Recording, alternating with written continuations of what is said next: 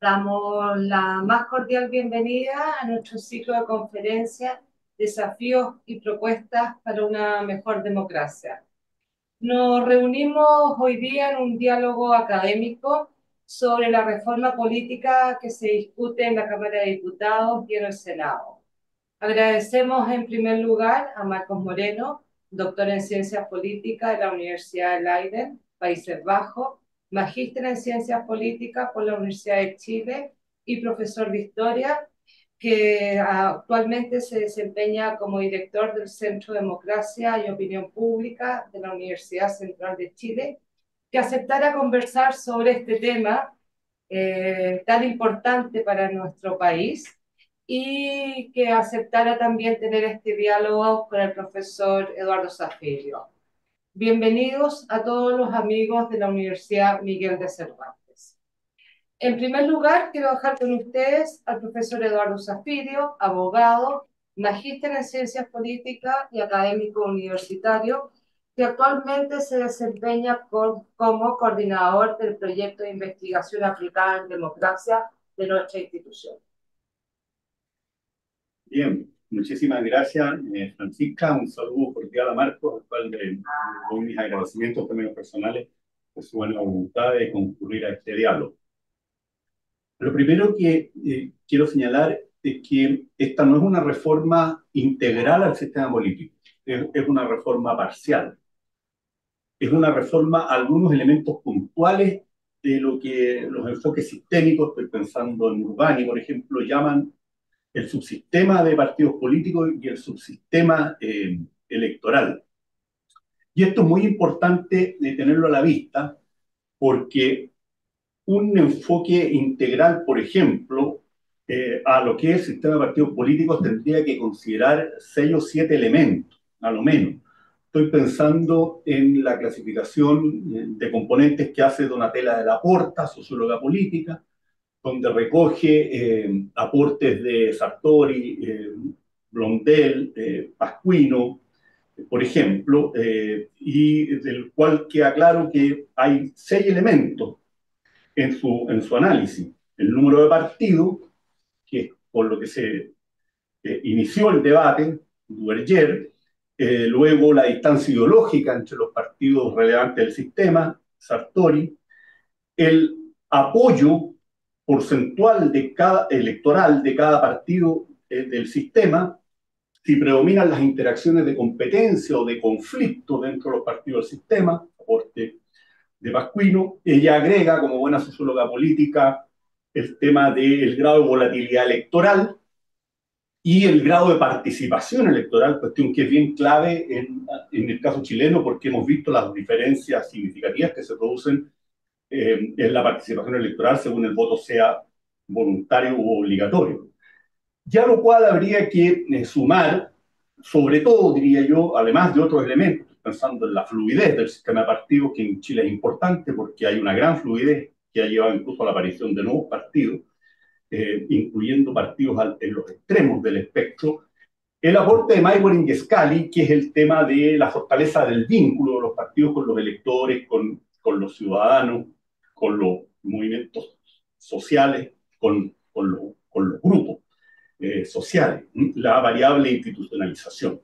Y en el caso del sistema electoral, dado que todos estos elementos son interdependientes y normalmente covarían al alterarse uno de ellos, tenemos Nolen, probablemente el máximo especialista mundial en esto, habla de 5 elementos en la mayoría de sus trabajos, en los últimos libros solamente de 4, el principio de representación, la magnitud del distrito, que veremos que tiene máxima importancia, la fórmula electoral, o sea, el método de asignación de escaño, el tipo de lista, también elemento bien importante, y la existencia o no de umbrales electorales.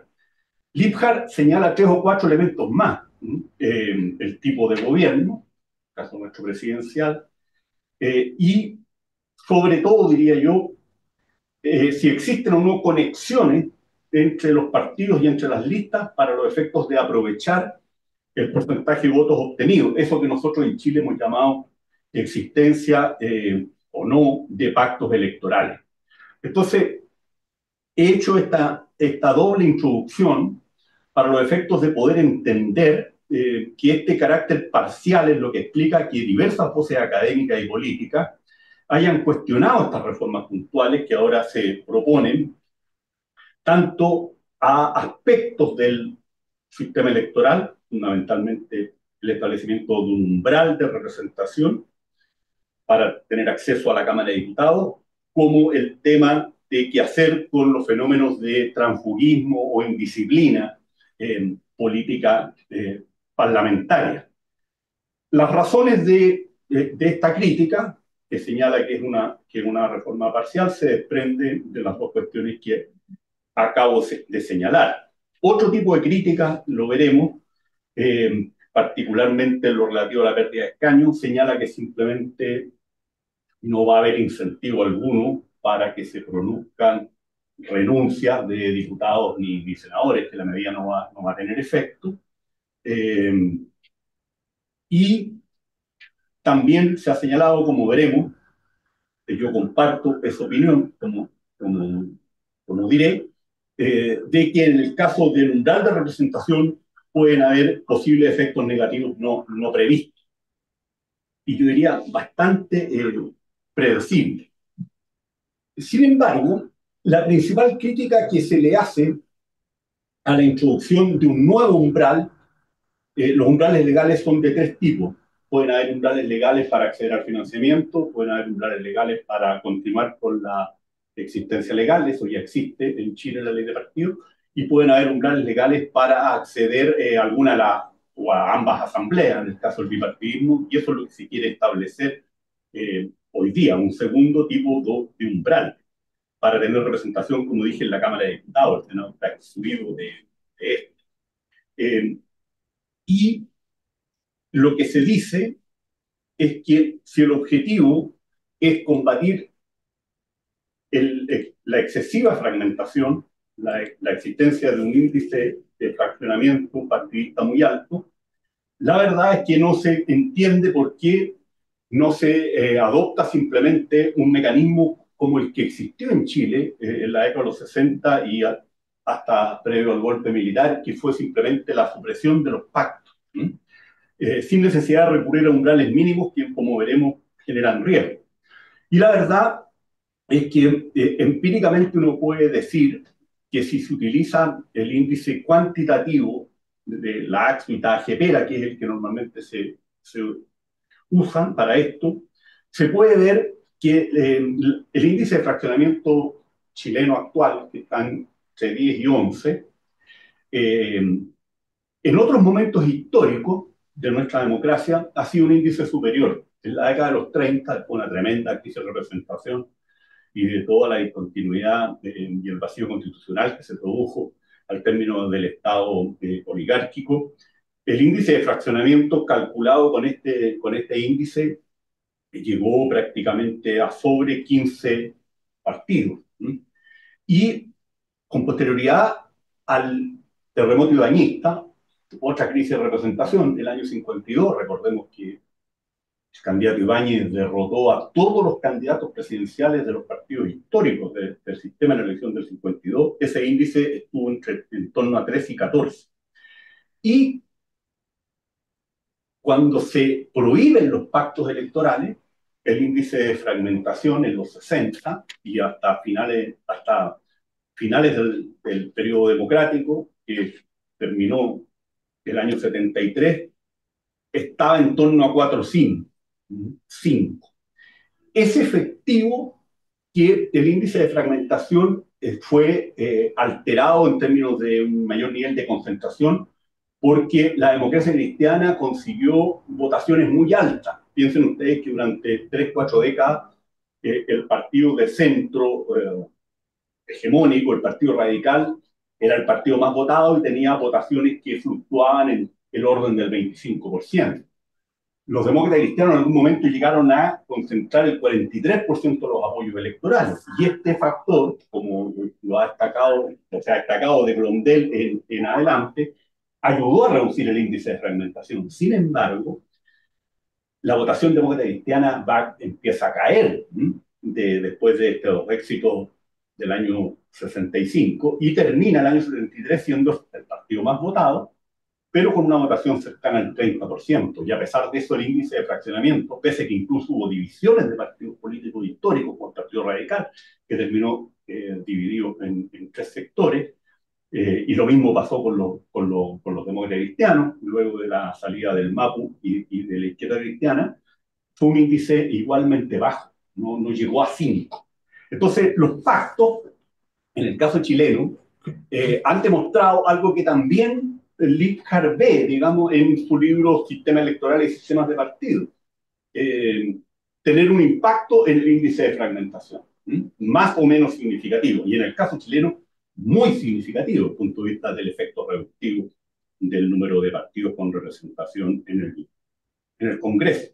Y sin embargo, la fórmula para enfrentar el problema del fraccionamiento ha sido generar un nuevo umbral. Y este nuevo umbral tiene a lo menos tres riesgos, dos de los cuales son más bien teóricos, pero el tercero yo creo que ya lo hemos comenzado a ver.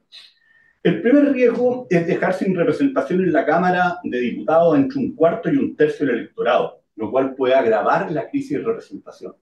Yo quiero decir que este fue el efecto perverso que se produjo cuando se hizo la modificación del voto obligatorio al voto voluntario. Se amplificó una crisis de representación que ya estaba presente.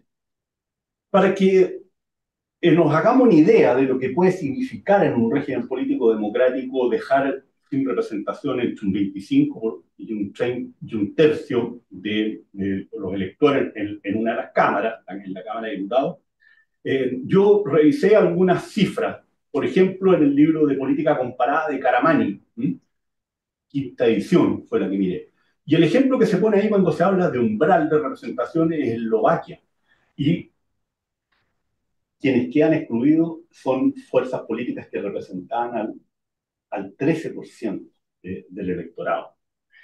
Hay otros ejemplos que son muy malos y que no hay que usarlos, digamos, porque estamos en presencia de autocracia. El caso de Turquía, por ejemplo, donde el umbral de representación, la cláusula de exclusión, se hizo expresamente para afectar a las minorías kurdas. Y otro caso muy exitoso desde el punto de vista de que se excluyó el 50% prácticamente del electorado de la representación en la Duma, en la Rusia de Putin. Pero bueno, en estos dos casos estamos en presencia de regímenes autocráticos. Entonces, con esto quiero decir de que se está haciendo una apuesta de alto riesgo si es que porcentajes tan altos quedan fuera de la representación. De hecho, ayer el lunes, el ministro Lizalde, en el debate en la Comisión de Gobierno de la Cámara de Diputados, señaló esto, que en una democracia se trata de tener al conjunto de actores jugando el mismo juego y no fuera de las instituciones. Mientras más alto es el porcentaje, mayor el riesgo. Entonces, ahí hay un primer problema que hay que mirar. Lo segundo es que, como ya dije, estos elementos siempre son interdependientes. Y es cierto que polarización y fragmentación no necesariamente corren por los mismos carriles, pero en el caso de un umbral y en la configuración actual del campo de fuerzas, que por supuesto puede variar, se corre el riesgo de debilitar aún más al centro político, que ya está bastante vaciado en términos electorales, porque si uno mira, lo que podría pasar es que hay 6, 7 partidos que serían excluidos de la Cámara de Diputados, que son partidos que justamente se ubican en el centro derecha, pensando en el caso de Bópoli, en el centro, como son los dos partidos en formación amarillo, demócrata, actualmente el PDG, digamos, que ha caído en votación en estas últimas elecciones municipales. Y en el caso del centro izquierda, bueno, nada menos que el Partido Radical, histórico, la Democracia Cristiana, también partido histórico, y el PPD. Entonces, el riesgo de fortalecer aún más a partidos extremos del espectro que, atención, aunque no hubo adelantamientos, sorpasos, digamos, en la última elección municipal, si uno suma las votaciones que van de la UDI a la derecha y las votaciones que van de los partidos socialistas a la izquierda, superan el 40%. O sea, en Chile hay un problema con los apoyos a los partidos extremos del espectro. No estoy diciendo que estos partidos sean necesariamente antisistema, y menos todos ellos. Pero ahí hay un ejemplo claro, la última elección, que se ha celebrado como un triunfo de la moderación, de que el tema de la polarización es un tema que hay que mirarlo. Reitero, no porque esto evolucione mecánicamente, pero eso significa también que no necesariamente al reducir el índice de fragmentación, el número de partidos políticos relevantes disminuye el índice de polarización, o sea, la distancia ideológica, y esto creo que es clarísimo tanto en la primera edición del libro de Giovanni Sartori, que trabajó estos temas, como en la segunda edición al español, donde se incluye un apéndice de un trabajo con Giacomo Zani. Y el tercer riesgo ya no es teórico, lo estamos viendo. Basta leer lo que hoy día vimos en la página C2 del Mercurio. Es que un cambio de esta envergadura y sus eventuales efectos puede generar la percepción de que las nuevas reglas benefician a ciertos partidos, ¿sí? Y perjudican a otros, alimentando el discurso contra la cartelización del sistema político. Y esto es sumamente negativo porque este discurso anti-establishment, clivaje que ya está presente en el sistema de partidos políticos chilenos, en mi opinión, en otras experiencias ha sido un factor bien complejo y desestabilizador. El más brutal fue Venezuela. La antipolítica que se generó terminó en el chavismo, pero también el fortalecimiento en Italia y en Francia de movimientos populistas de izquierda y de derecha, en el caso italiano, Cinco Estrellas, y bueno, de todos estos grupos que no son solamente la Liga Lombarda o los hermanos de Italia. Y en el caso de España, este discurso también generó primero a Podemos, populismo de izquierda, y luego a Vox, que es un populismo de derecha extrema. Entonces, seguir estimulando la desconfianza hacia la clase política, y en un país donde además el riesgo más que el populismo es la antipolítica, entendía como que la política no sirve para nada y que los políticos conforman un club y que no tienen capacidad de respuesta frente a las demandas mayoritarias, puede ser complejo desde el punto de vista de la erosión de la legitimidad democrática. Además, creo que esto ha complicado también la marcha política, se ha visto en los últimos meses, y creo que el debate ayer en el Senado fue bien impactante, y las acusaciones de binominalización, de cartelización, de exclusión, son cuestiones que lamentablemente muestran que este riesgo eh, es un riesgo que ya se hizo presente.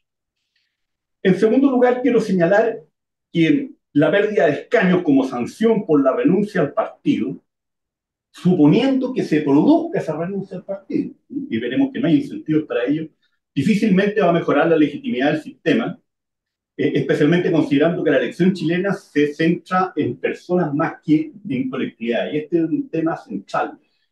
Los académicos de espacio público y el Instituto de Ciencia Política de la Católica lo han señalado, ¿no?, desde hace meses. Y yo, en un paper que escribí justamente en el marco del proyecto de la universidad, el primer semestre, también lo puse por escrito.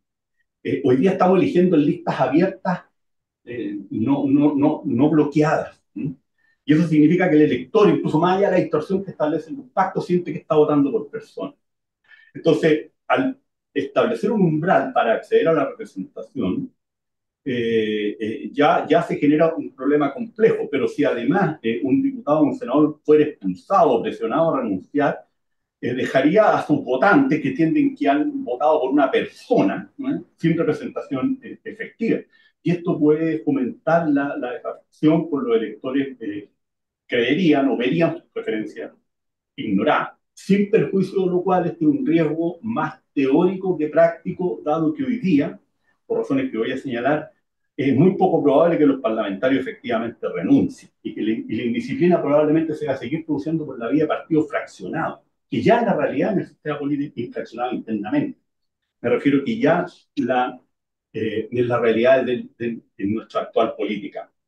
¿Y por qué es muy difícil que esto se produzca? Bueno, entre otras cosas, porque ninguna de las mociones, ni la del Senado, ni la de la Cámara de Diputados, rompe la simetría que hoy día se da entre el congresista, el diputado, senador, y el partido político.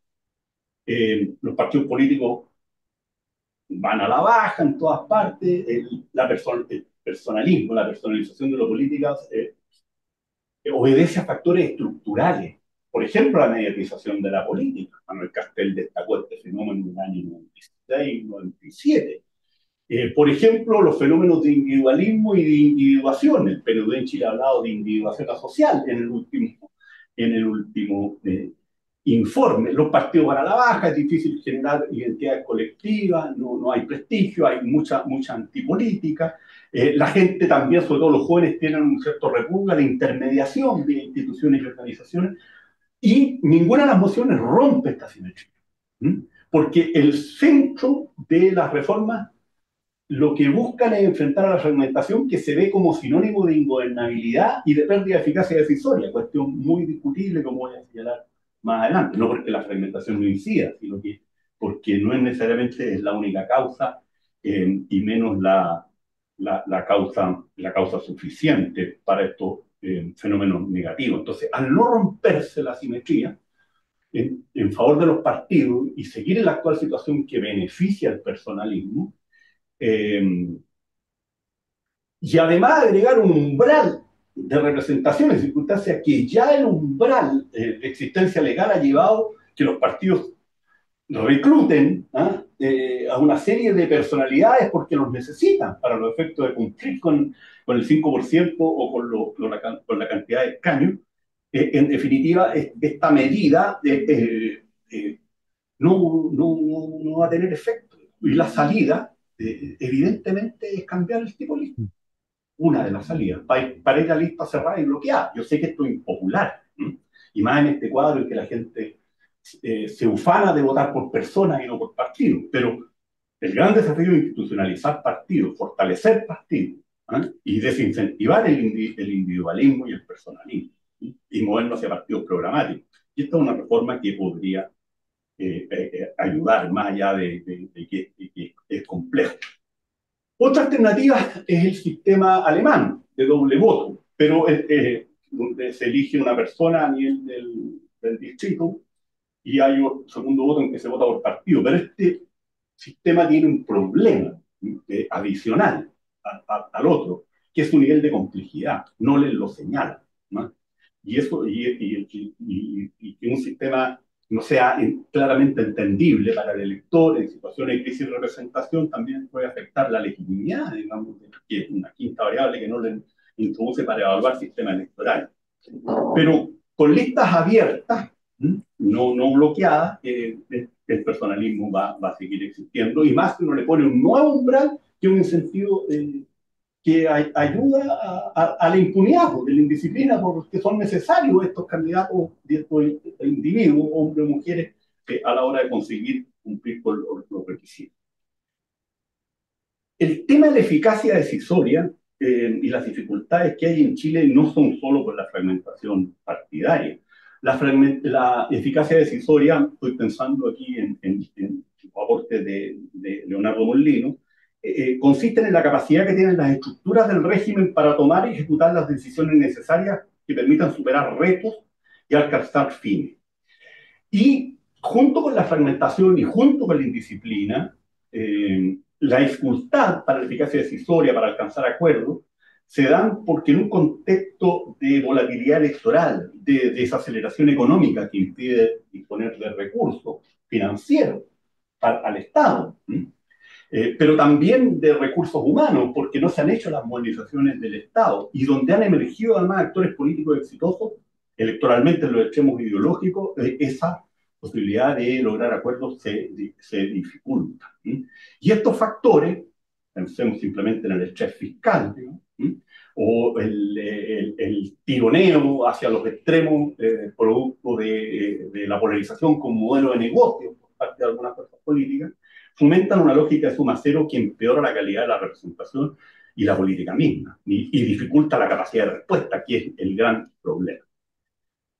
En suma, las propuestas de umbral y la pérdida de escaños por renuncia, en mi opinión, no solo amenazan con seguir dañando la representación del sistema, agudizando la crisis respecto a esto, que hoy día ya vivimos, sino que parecen ignorar las verdaderas causas del debilitamiento partidario y de la desafección ciudadana. Desinstitucionalización del sistema partido, el sistema de partidos políticos chilenos se fragmentó porque se atomizó debido a la pérdida de fortaleza del vínculo partido-ciudadanía, partido-sociedad, problema en muchos lugares del mundo por lo demás, pero en nuestro caso yo diría agravado, y porque el sistema carece de capacidad de respuesta, que es una de las capacidades que se le exige a los sistemas políticos y más a la democracia, frente a las agendas pertinentes. De una agenda que, si uno mira las encuestas, es una agenda básicamente material.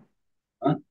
Seguridad, ley y orden, corrupción, pensiones, ingresos, inflación, satisfacción con los bienes públicos, básicamente salud, educación, etcétera. Entonces, una reforma electoral más pertinente debería apostar por cambios que fortalezcan a los partidos, tratando de mover al sistema de partidos. Esto no es fácil, hacia partidos programáticos, o sea, con anclaje social, con presencia en los territorios.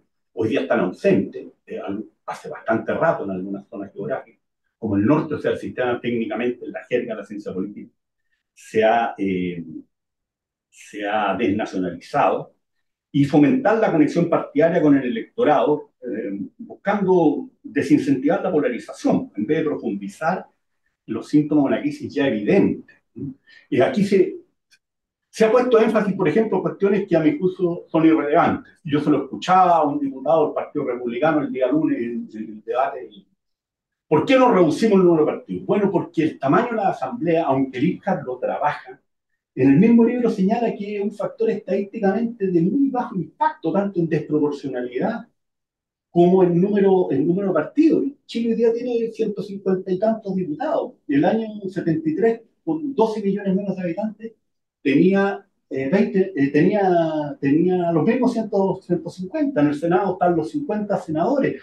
Entonces, bajar de nuevo a 120, ¿qué efecto se va a producir desde el punto de vista del índice de fragmentación, sin perjuicio que esto tiene?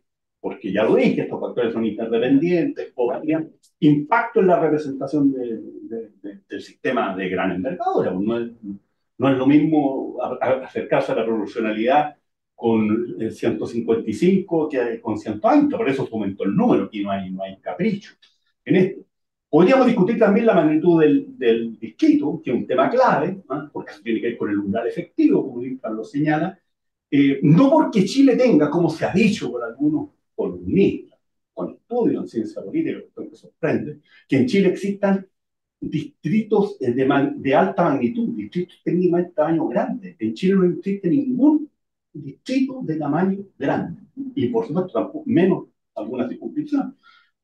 En ciencia política se habla que un distrito es pequeño cuando tiene hasta 5, cuando elige hasta 5 escaños, que es mediano cuando elige entre 6 y 10, y que es grande cuando es de 11 a N. En Chile hoy día algunos distritos son medianos, llegan a 8. La mayoría son distritos pequeños, y en el caso de las circunscripciones senatoriales, y eso explica por qué la fragmentación es menor, bueno, la magnitud mayor es 5. ¿Ah? De hecho, quiero decir que con el mismo sistema electoral, con la misma fórmula Bond, ¿ah? Pero incluso con magnitud de distrito mayores, el año 73, solamente suponiendo los pactos, el índice de fragmentación bajó de 5 durante todo el periodo. Entonces, ahí también se podría jugar. Moderadamente, quizás se podría ver qué pasa con algunos distritos de 8, dividirlos, pero no se plantean este tipo de cuestiones. El tema de las listas, por supuesto, es súper importante. Insisto que el tamaño de la asamblea no me parece a mí que tenga ninguna relevancia, tanto si uno mira estudios comparados con números semejantes, ¿no? como las opiniones de gente que ha empleado el método estadístico para medir esto. Una de las mociones, ya no en el Senado, sino que en la Cámara de Diputados, propone federar partidos. Y sobre esto yo quiero ser muy claro, o sea, no hay que incentivar las fragmentaciones, hay que buscar reducirlas. La fórmula que a mí me parece más razonable es suprimir los pactos, más que el umbral.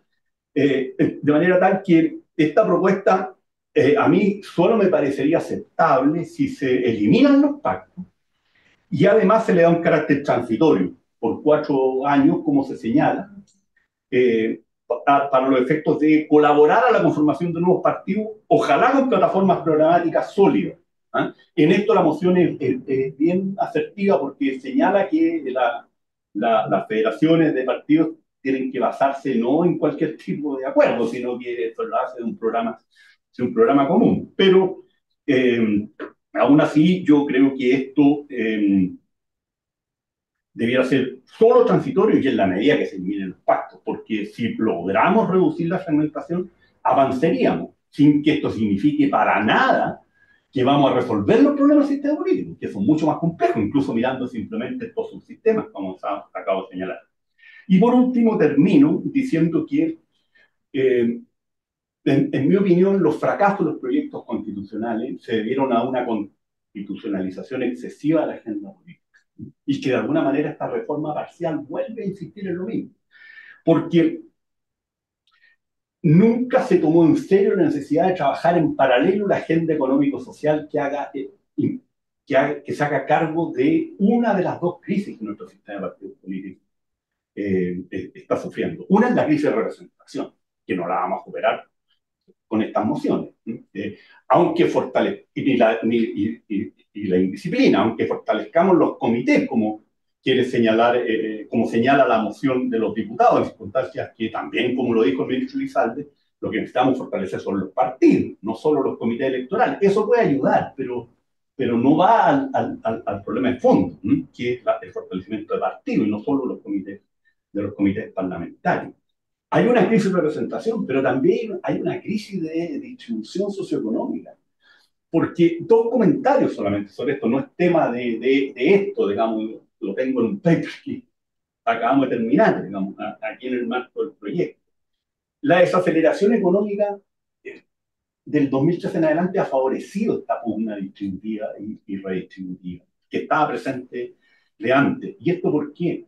Porque en Chile los logros democráticos en materia de reducción de la pobreza son simplemente, yo diría, de un nivel no solo de logro en Latinoamérica, sino que a nivel de democracia en general.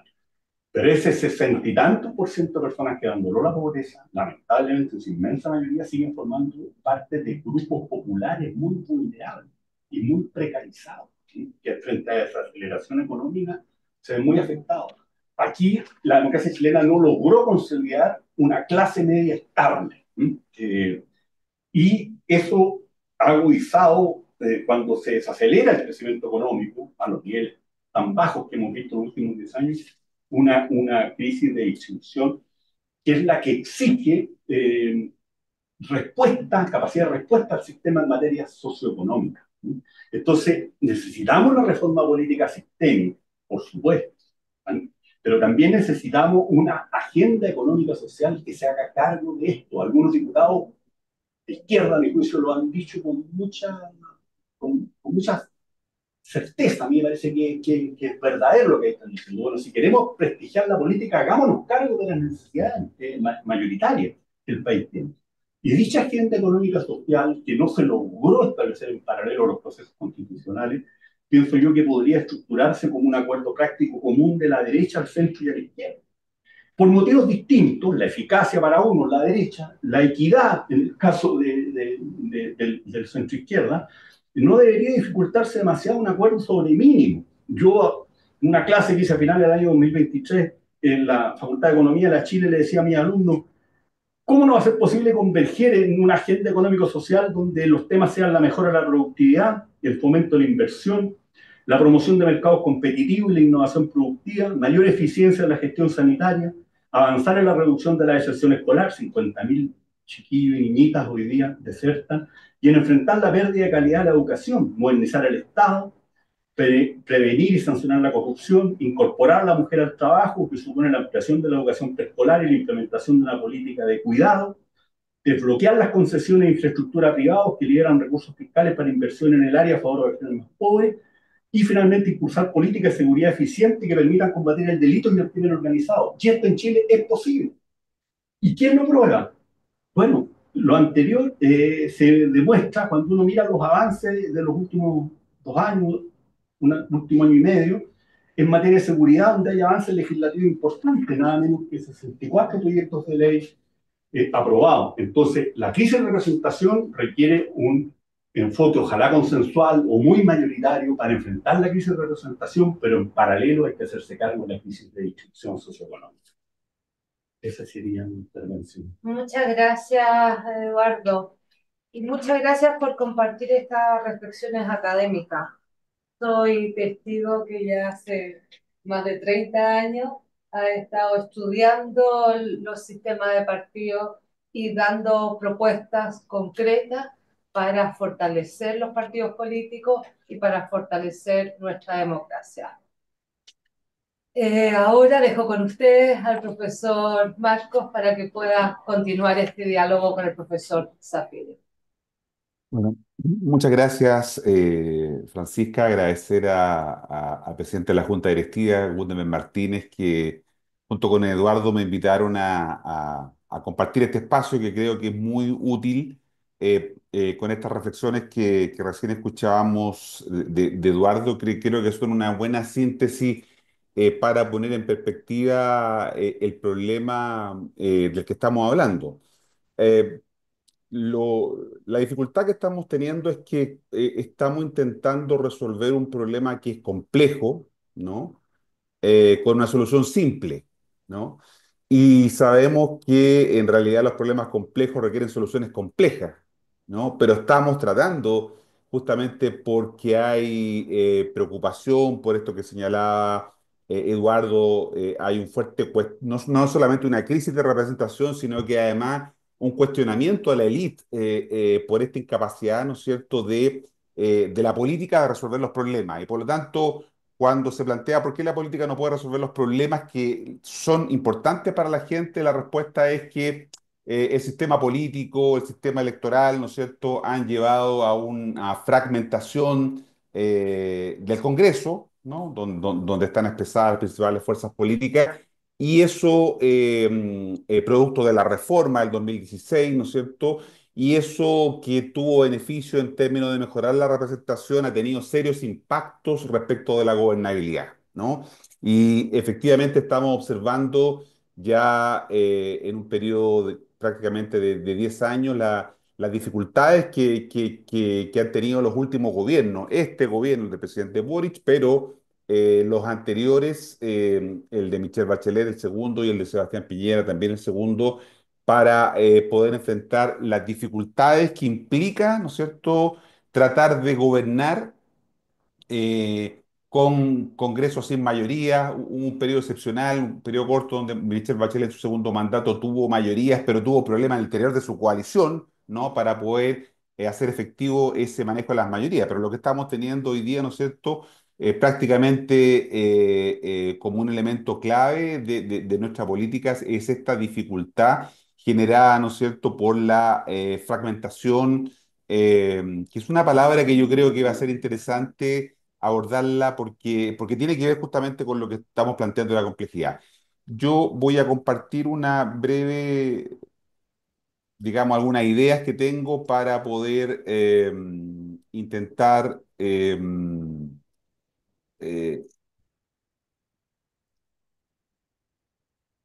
parece que no puedo compartir ahora. Algo pasó. No sé si, ahí sí, creo que ahí parece que puedo, ¿no? ¿No? Sí, Puedes compartir, pero no se ve. no se ve. Ya.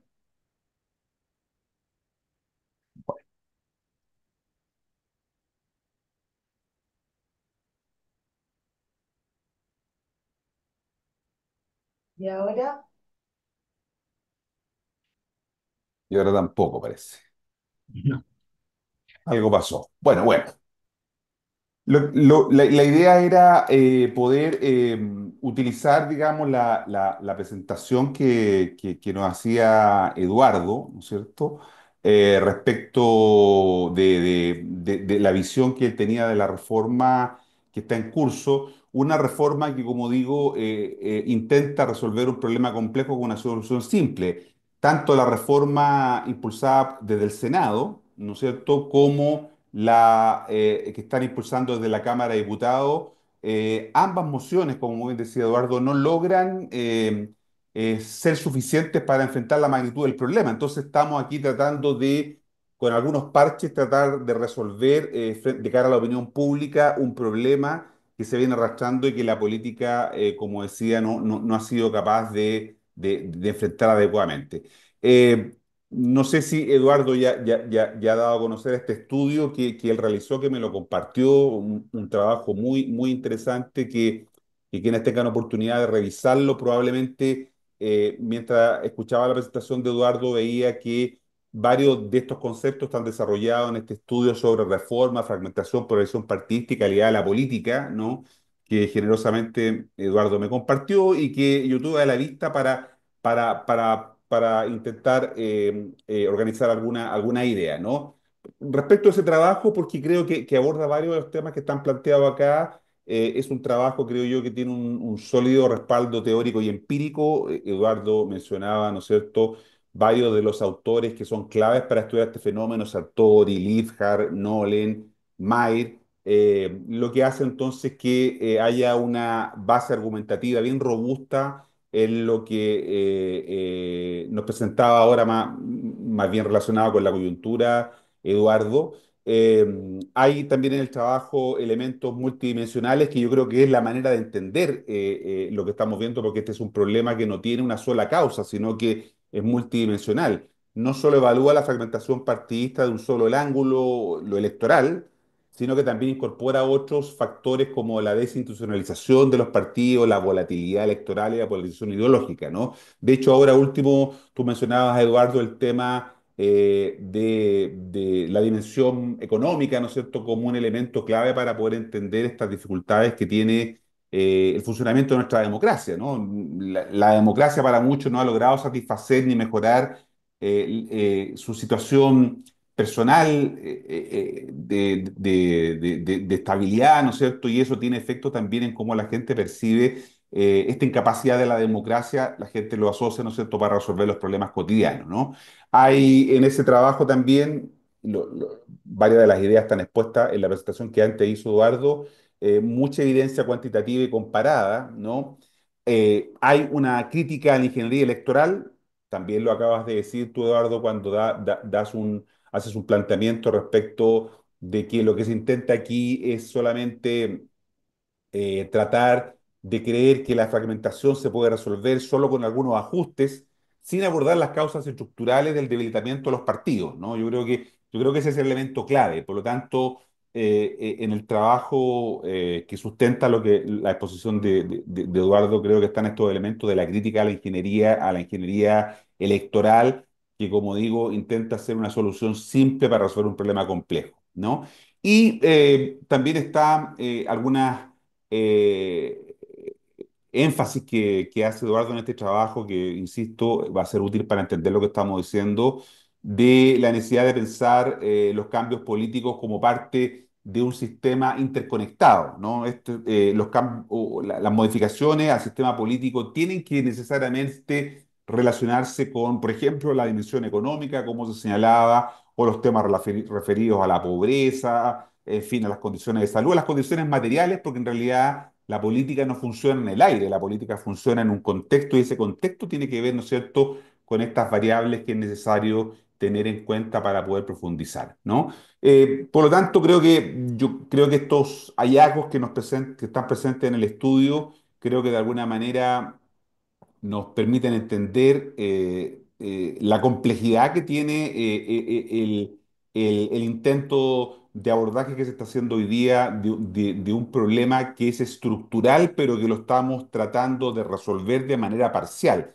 Y sabemos que eso nunca resulta, ¿no? Por mucho que el sentido de la urgencia obligue hoy día a la clase política a intentar mejorar el problema de la fragmentación en el Congreso, evidentemente esta solución que hoy día o las soluciones que se plantean no están o no van a resolver el problema, ¿no? Porque es importante entender que hay que abordarlo de manera más estructural, ¿no? Y incluso en el trabajo de Eduardo hay algunas menciones a mecanismos para fortalecer los partidos, tiene que ver con el tema del financiamiento público, o la formación de los cuadros y los congresos programáticos, que son elementos que quedan un poco de lado en toda esta discusión. Por eso digo que es difícil intentar la solución sin tener en cuenta que hay que resolver también o tomar estos otros elementos que están quedando de lado porque estamos trabajando con un sentido de la urgencia, ¿no? Que algunos han planteado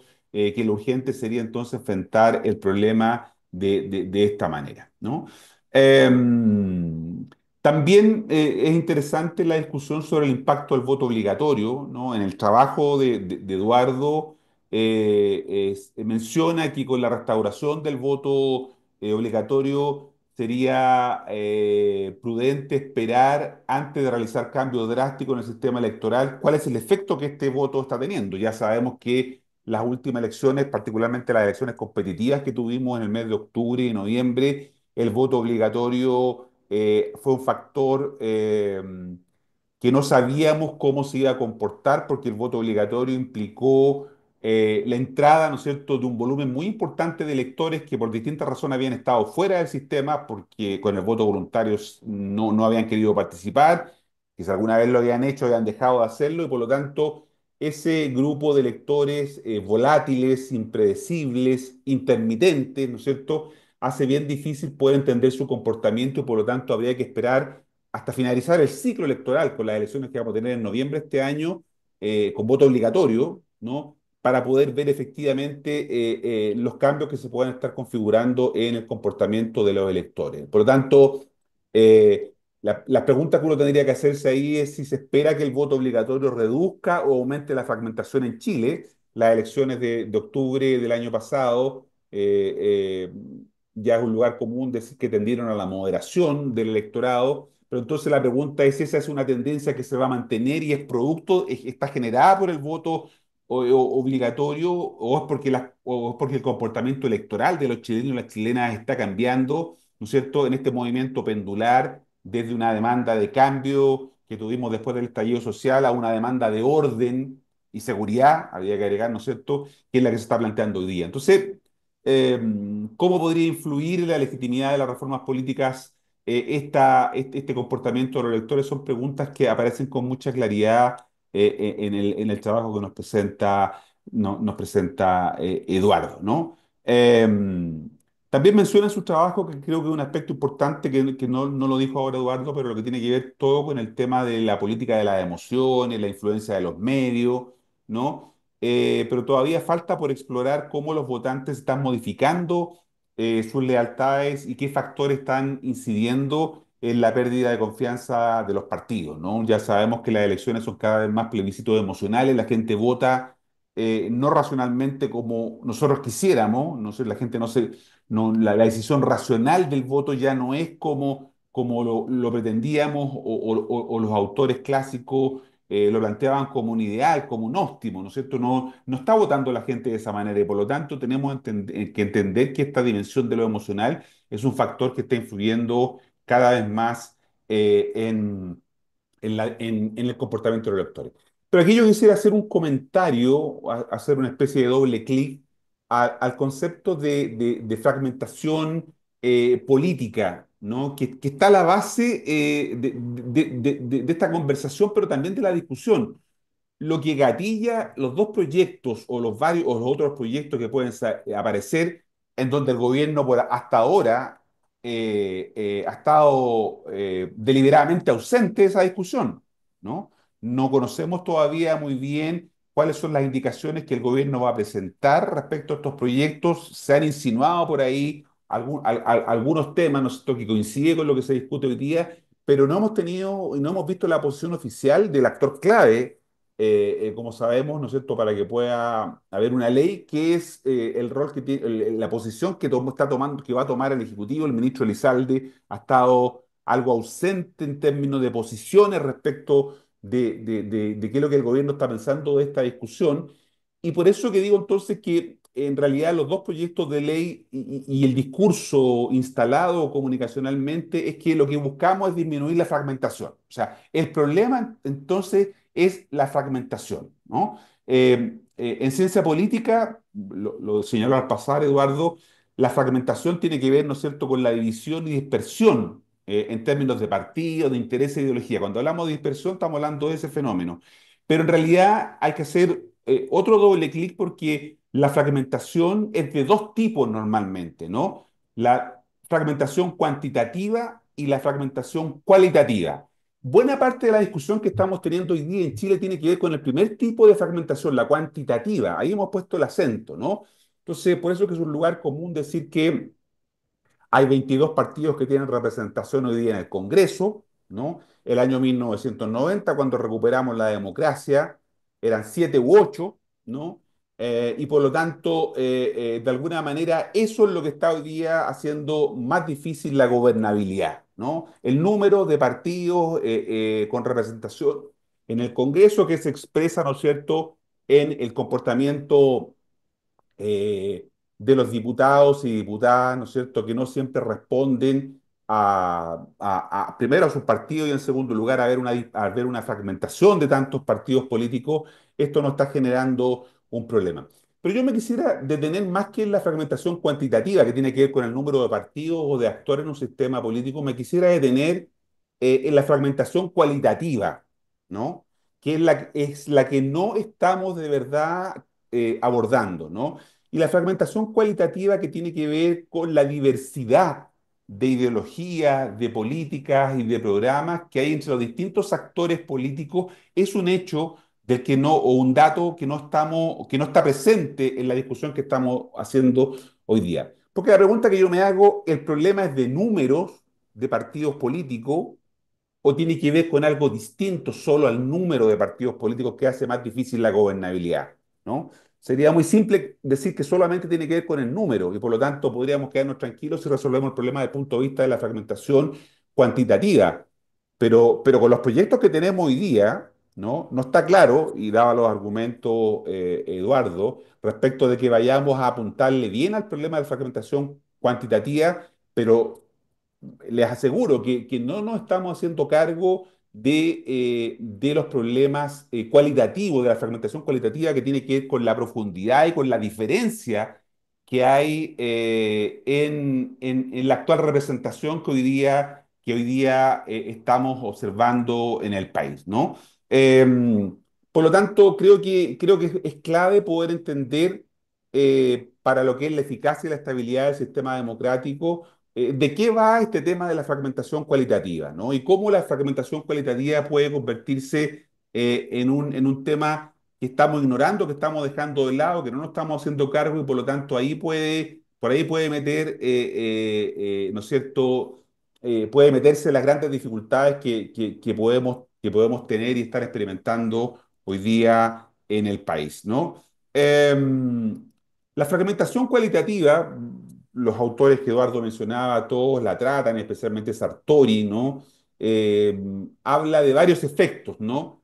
Dificultades en la gobernabilidad, eso es lo que estamos observando hoy día. Aumento de la representación, polarización política, este es un elemento importante que lo menciona Eduardo en su presentación de hoy día y está en el texto, eh, que además no tiene que ver con una polarización política tradicional, sino que en lo que hoy día se conoce como la polarización afectiva, ¿no? No es que la gente se polarice, además se polariza por arriba y no desde abajo, como ocurre, por ejemplo, en Estados Unidos, donde la polarización es de abajo hacia arriba. Aquí la polarización es de la élite hacia abajo. Es una polarización que no tiene que ver especialmente con las ideas políticas, sino que tiene que ver con las emociones, con los afectos. Por eso hablamos de una polarización afectiva que tiene que ver con cómo consideramos al otro, ¿no? Por lo tanto, un efecto de la fragmentación cualitativa es la polarización efectiva.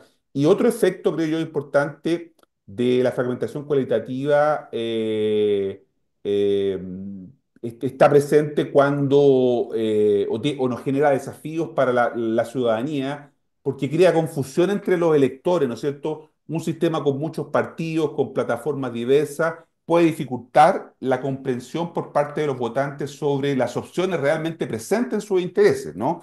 Y esto todavía se profundiza más por el sistema que tenemos actualmente, lo graficaba bien Eduardo sobre la conformación de listas y cómo la gente finalmente, las listas son un mero referente, pero termina votando por las personas en esa lista, no vota ni por los partidos, ni termina votando por la lista. ¿Por qué? Porque las reglas del juego no están diseñadas para eso. Entonces, los efectos de la fragmentación cualitativa, como digo, dificultad en la gobernabilidad, aumento de la representación, polarización política, desafío para la ciudadanía, las reformas que se están planteando en el Congreso no se hacen cargo, ¿no? Y eso hay que decirlo con mucha claridad. No, los resultados que pudiera tener en la eventualidad que se aprobaran estas reformas probablemente no van a lograr impactar estos efectos que está teniendo la fragmentación cualitativa. ¿Cuál es la fragmentación cualitativa en Chile? ¿No? Pues sabemos que el actual escenario político tiene un grado importante de fragmentación cualitativa. Esto se profundiza desde el estallido social, ¿no? La política chilena ha visto una proliferación de nuevos partidos y movimientos sociales. En el CERVEL están esperando 3 o 4 para conformarse. Podríamos llegar a tener 25 partidos políticos con representación también en el Congreso, porque hay, ¿no es cierto?, parlamentarios que salen, abandonan sus partidos políticos, el ejemplo más emblemático, el partido de la gente, ¿no? Que llegó con 6 parlamentarios y hoy día no tiene ninguno, es un partido que no tiene parlamentarios. Entonces, ahí estamos observando un fenómeno que tiene que ver, la pregunta es por qué la gente se fue al partido de la gente, ¿no? ¿Qué es lo que ocurrió allí? ¿Por qué decidieron abandonarlo? Por lo tanto, hay un elemento que tiene que ver con esta diversidad que ha sido que ha sido muy evidente después del estallido social, y esta diversidad ha sido significativa en el proceso constituyente que tuvimos en Chile, ¿no? En realidad, buena parte del fracaso de ambos procesos, de ambos ensayos constitucionales, tiene que ver justamente con estas dificultades que estamos teniendo desde lo cualitativo, ¿no? Eh, los efectos de esta fragmentación se han hecho visibles particularmente en la dificultad para avanzar en propuestas legislativas y alcanzar acuerdos fundamentales como fueron en un principio este gobierno la reforma tributaria, ahora lo estamos viendo en la reforma de pensiones, ¿no es cierto? En donde lo que estamos viendo es esta dificultad para llegar a entendimiento que además profundiza la fragilidad de las coaliciones y ha llevado a una situación muy significativa de estabilidad política similar a lo que describen Sartori, y Liebhardt en varios de sus estudios, ¿no? Entonces estamos en presencia de un fenómeno que está caracterizándose de estas maneras. ¿Qué es lo que han hecho eh, otros países para enfrentar este problema? Y que, repito, nosotros no nos estamos haciendo cargo. El conjunto de medidas más importantes que se han adoptado cuando uno mira y hace un análisis comparado tiene que ver con 3 tipos de medidas. Reformas electorales, que es en algunos países como Bélgica y Suecia han tratado de resolver este problema, ¿no es cierto? O de enfrentar este tema desde el punto de vista electoral con reformas a sus sistemas electorales para facilitar la formación de gobiernos más estables, ¿no? Y esto incluye la introducción de umbrales electorales que limitan la cantidad de partidos, como lo que se está planteando hoy día, o la adopción de un sistema de representación más integrado. Esa es la discusión que planteaba Eduardo recién respecto de lo propiamente electoral, ¿no? De la ingeniería electoral, ¿no? Sí, el tamaño de los distritos, el umbral electoral, los sistemas de representación, tiene que ver justamente con estas reformas electorales, pero estas no son suficientes para resolver el problema de la fragmentación cualitativa. Se requiere, en segundo lugar, además de reformas electorales, acuerdos de coalición, ¿no? En países como Alemania, ¿no? Se ha consolidado una cultura de coalición entre los partidos. Bueno, últimamente, los últimos hechos podrían estar desmintiendo justamente esto que señala la literatura como un deber ser, ¿no? Pero desde la ejecución de acuerdos previos a las elecciones o pasando por la creación de bloques que potencian la gobernabilidad, estos mecanismos han permitido a políticos de diferentes orientaciones llegar a consenso en temas clave, ¿no? Esos son los acuerdos de coalición. Eso no está presente en ninguna discusión hoy día en Chile. No lo estamos haciendo, porque estamos enfocados solo en el primer elemento que son las reformas, vamos a decir, electorales. Y en tercer lugar, otro conjunto de medidas que muestra que ha sido exitosa para enfrentar el problema de la fragmentación cualitativa tiene que ver con el fomento del diálogo bipartito. En lugares como Canadá, por ejemplo, se ha promovido un enfoque que busca fomentar el diálogo entre las principales fuerzas políticas para reducir la polarización y fomentar el entendimiento mutuo. Esas son las cuestiones estructurales que lo que se discute hoy día en el Congreso no está abordando. Por eso partí diciendo al principio que estamos tratando de resolver un problema complejo con una solución simple, ¿no? Y repito, los problemas complejos requieren soluciones complejas, que toman más tiempo, que requieren más acuerdos, pero nosotros que estamos desde el mundo académico intentando entregar algunos elementos, necesariamente tenemos que decir que no va a resolver los problemas que tenemos hoy día en Chile, estos intentos parciales, ¿no es cierto?, de resolver el problema. Por lo tanto, voy terminando con esta idea, porque la idea es seguir conversando, ¿no es cierto? La propuesta de reforma chilena, la que están hoy día discutiéndose tanto el Senado como la Cámara, tiene similitudes significativas, y lo señalaba Eduardo, con la experiencia de Alemania y España en cuanto a la implementación de umbrales electorales y a la reducción del tamaño de los distritos, ¿no? Hay evidencia. Sin embargo, lo que se está planteando hoy día carece de un cambio estructural hacia un sistema mixto, ¿no? Para poder enfrentar el problema de la fragmentación cualitativa, ¿no? Necesariamente tenemos que avanzar, creo yo, hacia un sistema mixto que podría balancear mejor la proporcionalidad con la necesidad de gobernabilidad, ¿no? Porque ¿cómo resolvemos el problema de que queremos mejorar la representación? Eso intentó hacer la última reforma, pero esa mejora de la representación ha tenido efectos perversos sobre la gobernabilidad, ¿no? Y la evidencia está a la vista, no tenemos que escarbar mucho para ver lo que ha pasado en los gobiernos de Piñera, dos, Bachelet, dos, la actual administración del presidente Boris, ¿no?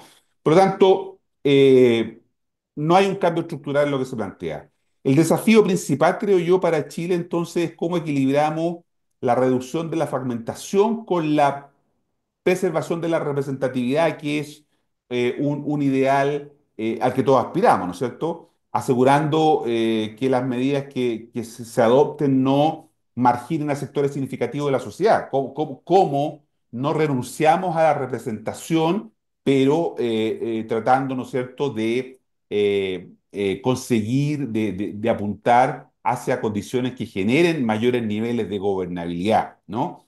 Y la experiencia comparada sugiere que un enfoque combinado de barreras electorales, incentivos a coaliciones y ajustes digitales puede ser efectivo en este objetivo. Pero lo que se está discutiendo hoy día es muy parcial, muy puntual. Es cierto que los senadores que llegaron a este acuerdo, ¿no es cierto?, lo han planteado, que no intenta resolver el problema, pero la gran pregunta es si vamos a seguir parchando, ¿no? O vamos a seguir haciendo solamente un abordaje parcial a una cuestión que requiere necesariamente un abordaje más estructural y que yo creo que es lo que hoy día tiene muy complicado. Eduardo detallaba muy bien los aspectos que son discutibles respecto de umbrales electorales, respecto a reducción de escaño y tamaño de distrito, no voy a volver respecto a eso, de incentivos a la disciplina partidaria,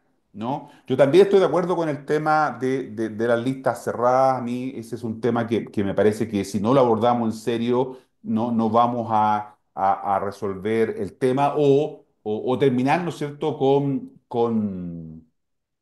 de alguna manera este sistema de lista y que no haya posibilidad de pacto y que no haya posibilidad de establecer los pactos y que los partidos compitan cada uno, ¿no es cierto?, con sus propias credenciales.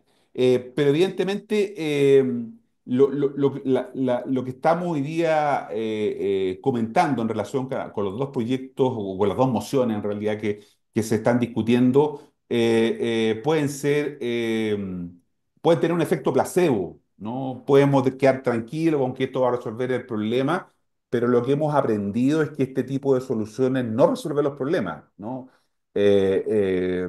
Consigue aplacar un poco o dar la imagen de que hay una preocupación, pero evidentemente todo hace pensar que eso es más bien, ¿no es cierto?, una suerte de espejismo, ¿no?, que reduciendo o estableciendo un umbral, reduciendo el número de escaños, vamos a resolver los problemas, es una ilusión y la gente se decepciona de la política justamente por esta incapacidad de la política de no hacerse cargo de los problemas, así como está. Probablemente esta reforma no va a permitir hacerse cargo de los problemas que hoy día tenemos en Chile y que Eduardo diagnostica muy bien, tanto en la presentación que hace como en el estudio que me compartió para poder tener esta conversación. Muchas gracias. Muchas gracias a ti, Marcos, porque realmente desde la academia es fundamental la conversación y la discusión de estos temas. Hemos tenido muchas interacciones y muchas preguntas en nuestro chat. Sí, Yo quisiera reaccionar a dos de los temas que se señalaron por parte del profesor Moreno, porque creo que son súper centrales. El primero es esto que el profesor llamó la fragmentación cualitativa. Eh, Eso yo lo comparto plenamente y justamente uno de los vacíos que yo he visto en este debate es que se hace poca sociología política, ¿ah?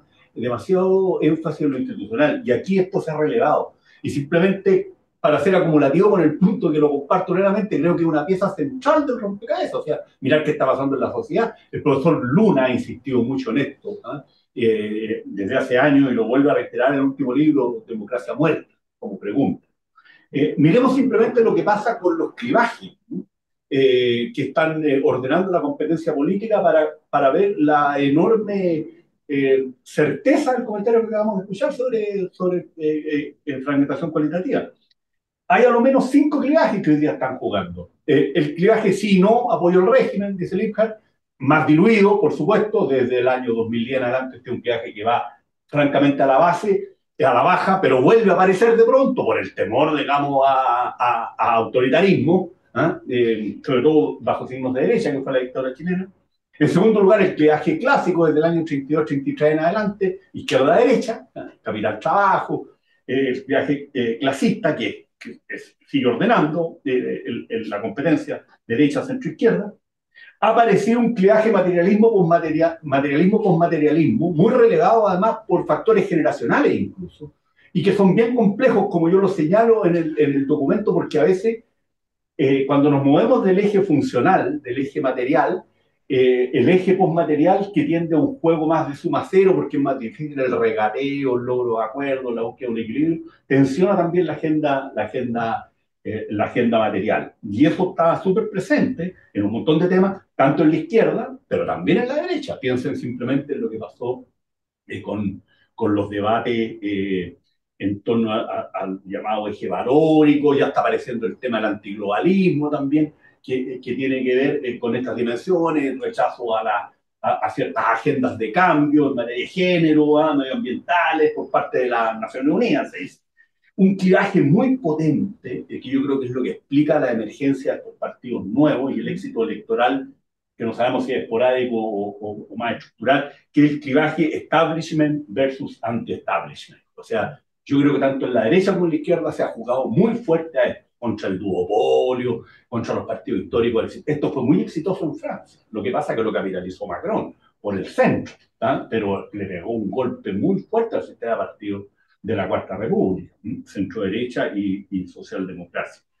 Y dentro incluso de estos debates más identitaristas, postmaterialistas, vemos diferencias súper fuertes, como ya acabo de señalar. Entonces, la fragmentación cualitativa se está expresando en que aquí no hay un eje ordenador de la competencia política, sino que pueden haber 4 o 5. Yo no quiero señalar otro, porque los clivajes clásicos de Lipset y Rockham también reaparecen bajo nuevas caras. El debate del aborto, por ejemplo, es una expresión más secularizada, más posmoderna, más moderna del debate Estado-Iglesia para mucha gente.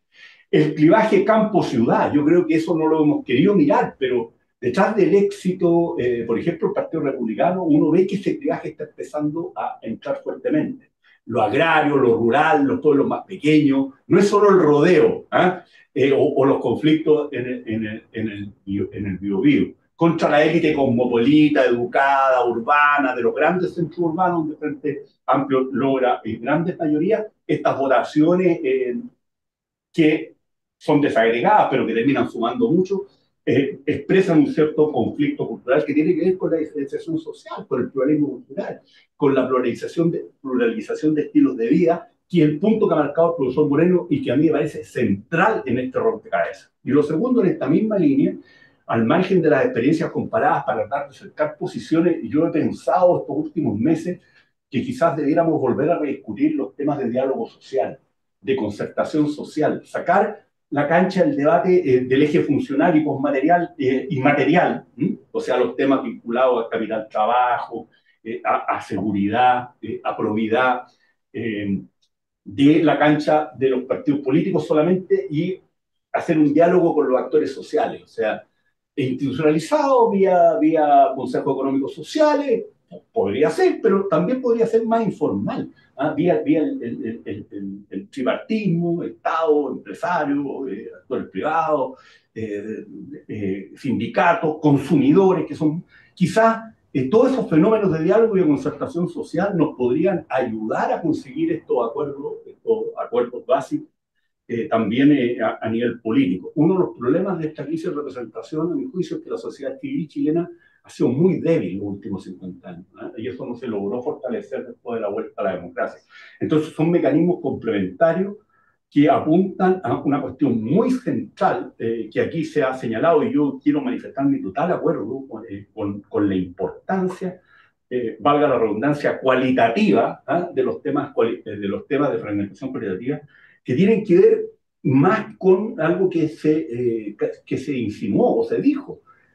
Tienen que ver con sociología política, tienen que ver con psicología social, ahí está el fenómeno de la política de las emociones, y con teoría de las comunicaciones, que es un factor clave que está incidiendo en nuevas formas de comunicación política. Entonces, no es que todos estos temas tengan que estar presentes en una moción parlamentaria, pero si uno quiere realmente dar en el clavo y no generar expectativas que no se van a cumplir, creo que es esencial que los diagnósticos estén presentes.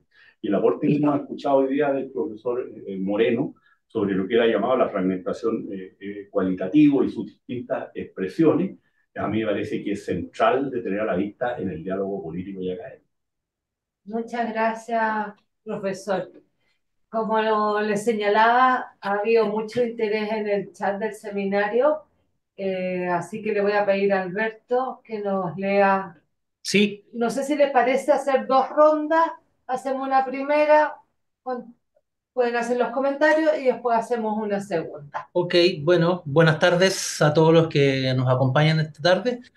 El chat para los panelistas está visible, pueden mirarlo, pero para que todos tengamos como transmitamos en la misma lógica, ¿no es cierto? Voy a repasarnos nomás las cosas más relevantes. Aquí hay una pregunta al principio, ¿no es cierto?, sobre los partidos que se debilitan, que van a la baja, ¿no es cierto? Dice Juan de Dios. Pone el ejemplo de Claudio Rego, que siendo demócrata cristiano en algún minuto se presentó en la última elección como independiente. Y pregunta qué se tendría que realizar o qué tendrían que hacer los partidos políticos para efectivamente mantener a sus candidatos electos, ¿no es cierto?, para futuras elecciones. Entiendo que por ahí va la pregunta de Juan de Dios. Luego, se habla sobre los distritos, que también se mencionó en la exposición inicial. Lo mejor podría disminuir comunas en los distritos, dice, donde se llevan ocho, me imagino, candidatos electos. Una forma de homogenizar tal vez que no haya comunas o distritos, supongo, que sean tan grandes o medianos como se mencionó acá. La lógica matemática, Martín Garrido dice, y varias encuestas han señalado que una mayoría de los chilenos se ubica en el centro político. Sin embargo, no creen en los partidos políticos que representan ese centro. PDC, PPD, PR, PPD, Amarillo, Evópolis. Sin embargo, no se advierte un ánimo de formar un gran partido de centro. Plantea el cuestionamiento. ¿Por qué no se da esa gran concertación en el centro, ¿ah? Es un buen punto.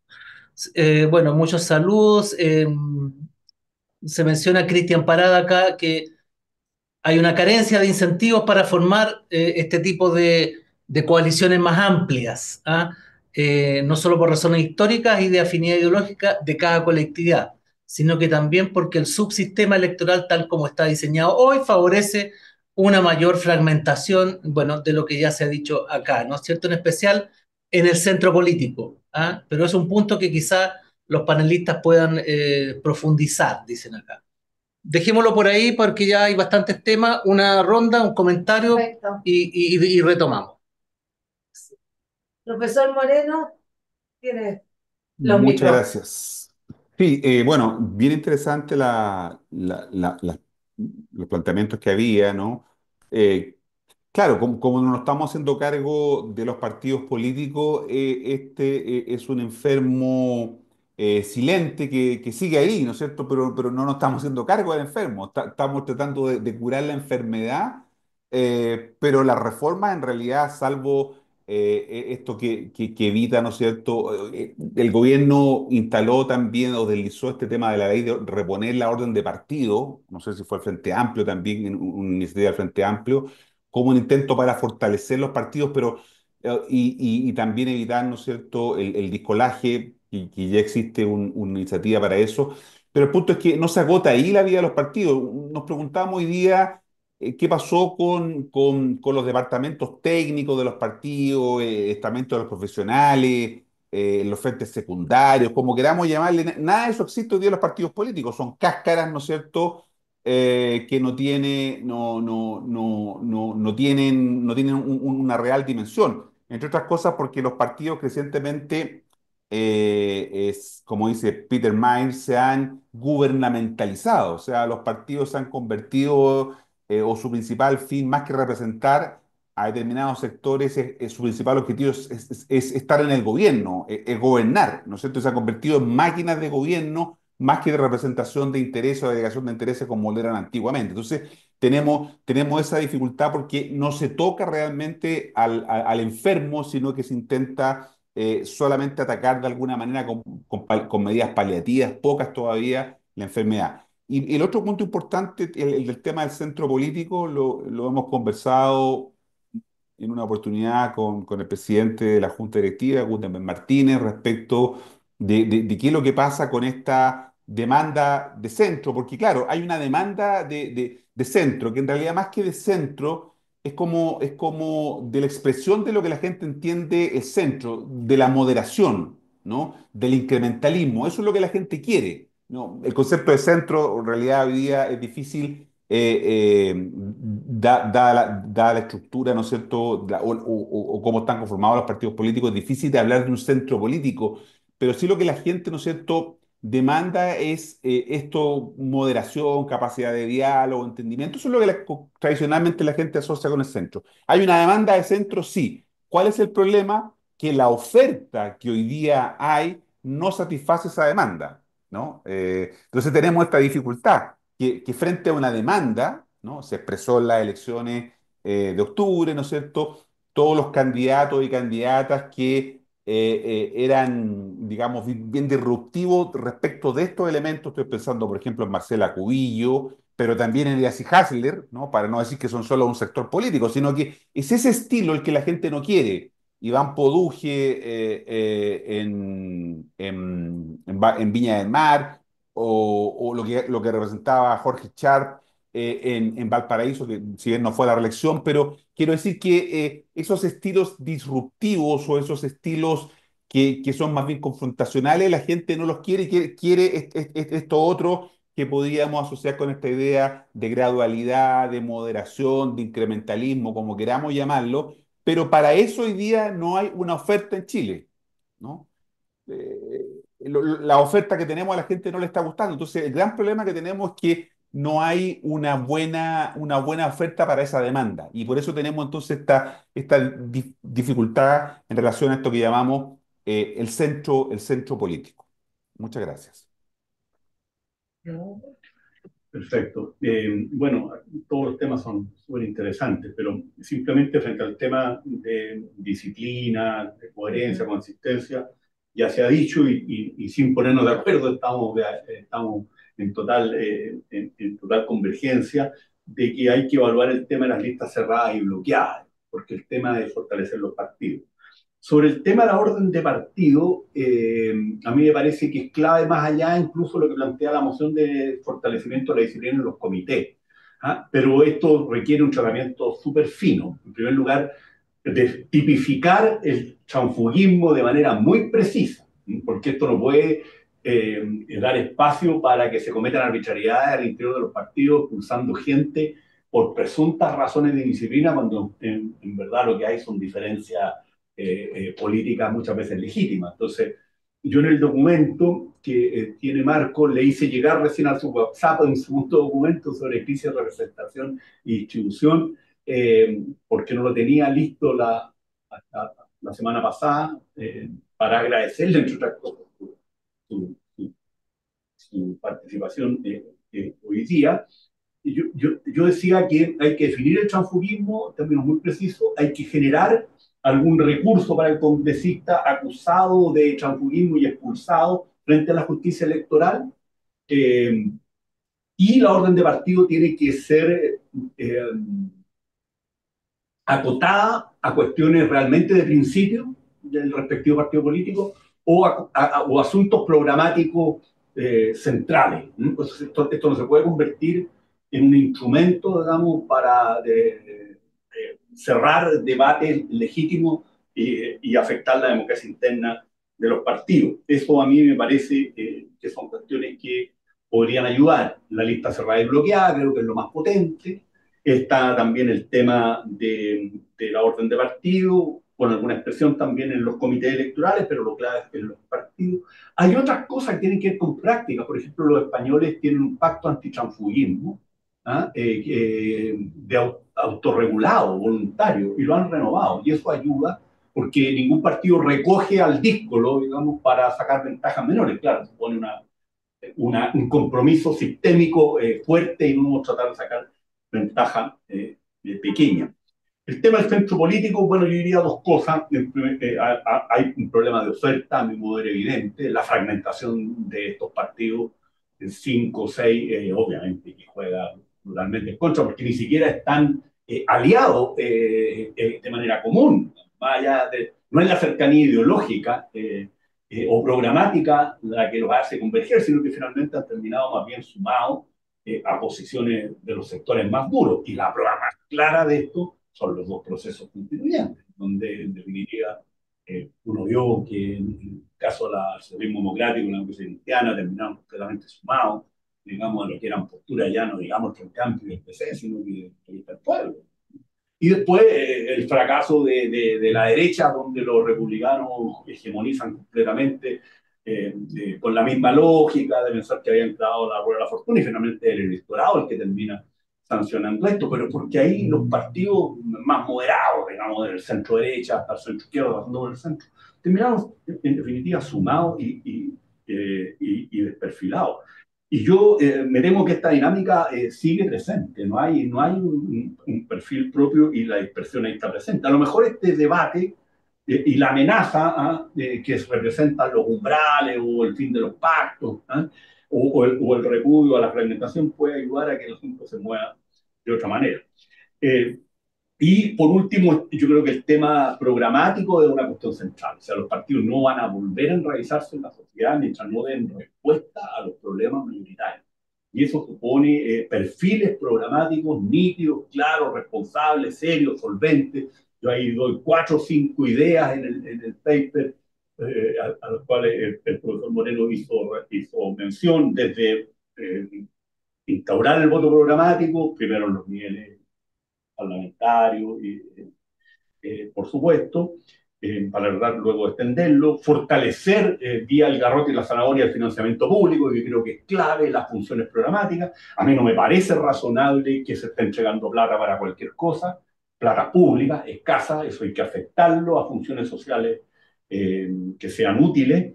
El tema también de la superoferta programática, mira, ese bochornoso lo que ha tendido a pasar los últimos 8 o 9 años, programas de gobierno absolutamente demagógicos que establecen en el hecho competencia desleal. Cuando uno sumaba lo que costaban algunos programas de gobierno, llegaba a 50.000, 55.000 millones de dólares en 4 años, sin fuentes de financiamiento. También hay una propuesta ahí en el texto para que sobre eso pueda haber un pronunciamiento de algo parecido a un brazo del CERVEL, ni siquiera se requiere una superintendencia de partidos políticos, porque esto además genera un riesgo mayúsculo, que yo creo que ya nos llegó. Cuando los partidos políticos no tienen capacidad programática, significa que la función de agregación de intereses, que es una de las funciones clave que los partidos siguen manteniendo, junto con la función de reclutamiento político, porque ahí no van a la baja, no son fungibles, no tienen sustitutos, la terminan haciendo los grupos de interés. Y básicamente los grupos de interés económicamente más poderosos o se terminan haciendo programas para clientelas electorales, para minorías intensas.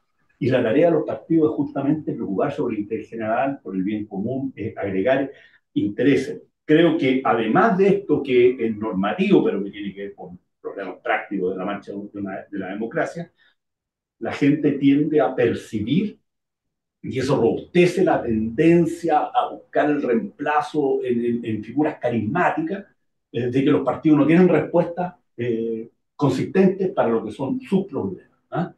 Y eso es súper negativo porque genera una serie de efectos perversos, alternancias pendulares, la posibilidad de que aparezcan nuevos actores haciendo ofertones electorales, pérdida de confianza del electorado que se siente engañado en actores políticos primero, pero luego en instituciones democráticas. Entonces, aquí lo clave es ver cómo desde todas partes empujamos para constituir partidos programáticos que puedan mejorar permanentemente en un proceso que va a ser gradual, lamentablemente, pero esa es la realidad, su anclaje societal. Y ahí yo creo que la dimensión programática es simplemente central. Muchas gracias, Eduardo. Muchas gracias, Marco. Ya hemos cumplido el tiempo, son las 7:30. Estoy segura que vamos a continuar por el interés que ha tenido el tema, debatiendo sobre esto este año 2025 con el proyecto de investigación en democracia. Tengo que dar dos avisos. Primero, este diálogo va a quedar subido en los próximos días a nuestro canal YouTube para todos aquellos que puedan y quieran verlo. También lo podemos revisar las otras conferencias que se hicieron en el marco del proyecto de investigación en democracia. Y el segundo comentario es agradecerlos, aplaudirlos como están haciéndolo en el chat a ambos profesores, porque desde el ámbito académico es central este tipo de debate para fortalecer nuestra democracia con propuestas concretas, que es lo que buscamos como Universidad Miguel de Cervantes. Se los agradezco a ambos y los dejo invitados para este año para continuar estos debates. Muchas gracias, Marcos. Muchas gracias. Gracias. Bueno, Gracias. muchas gracias. Gracias a ti, Chao, Marco. chao, Eduardo. Gracias. Saludos.